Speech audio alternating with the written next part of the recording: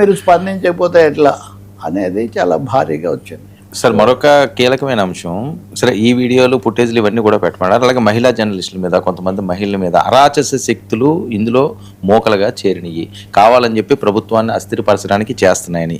దీనికి సంబంధించి కొన్ని కథనాలు ఏంటంటే, భారత్ను అస్థిరపరచడానికి 22,000 NGOలకు సంవత్సరానికి 30,000 కోట్ల నిధులు అందుతున్నాయి అని, ఏదో చేద్దాం భారతదేశాన్ని అస్థిరపరిచే ఆలోచనలో చేస్తున్నారండి, ముఖ్యంగా టార్గెట్.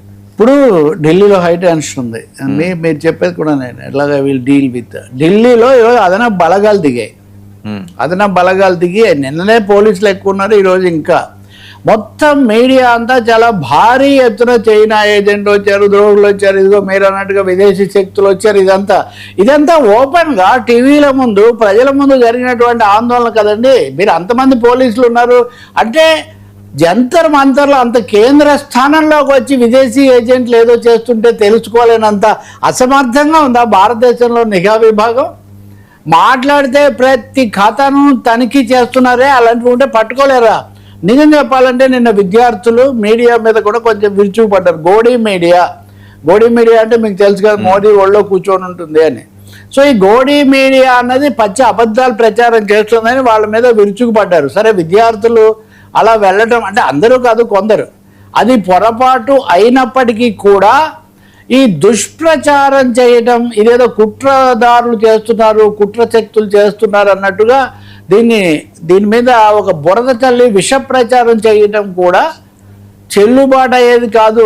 బీజేపీ వస్తున్నాడు, బీజేపీ కూడా వస్తున్నాడు. విష ప్రచారం కూడా చెల్లుబాటు అయ్యేది కాదనేది ఇప్పటికే స్పష్టంగా తేలిపోయింది. ఎందుకంటే చాలా రోజుల నుంచి చేస్తూ వస్తున్నారు. మీరు గుర్తు చేసుకుంటే ప్రకాష్ రాజుకు వచ్చాయన్నారు. ప్రకాష్ రాజు ప్రశ్న రావనుకన్నారు, అక్కడ ప్రకాష్ రాజు కూడా వెళ్ళాడు కదా.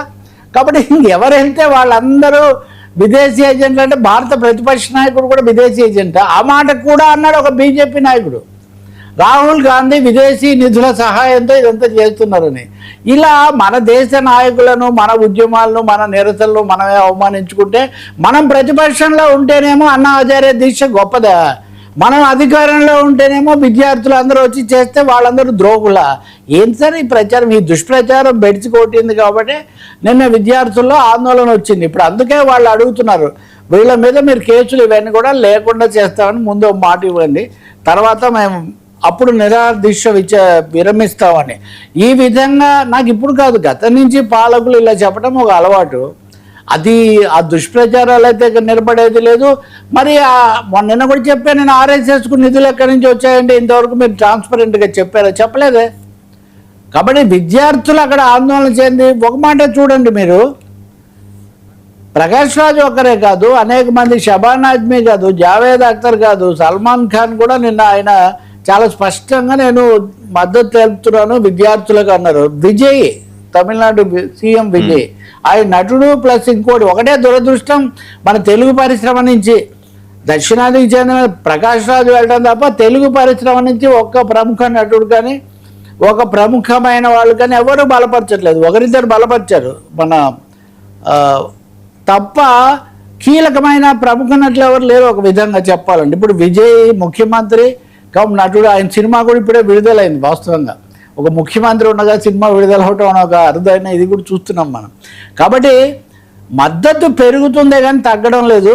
నిన్న కూడా నేను చూపించా, ఇది ఒక చోట కాదు, ఇంటర్నేషనల్ మీడియాలో కూడా పెరుగుతుంది. రెండవది, భారత ప్రజాస్వామ్యం, భారత ప్రజానీకం అంత బలహీనమైన వాళ్ళు కాదు, విద్యార్థులు అసలు కాదు. జయప్రకాష్ ఉద్యమం ఎవరు చేశారండి?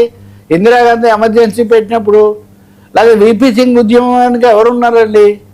అవినీతి వ్యతిరేకమైన అన్నా హజారే, అవన్నేమో ధర్మమా?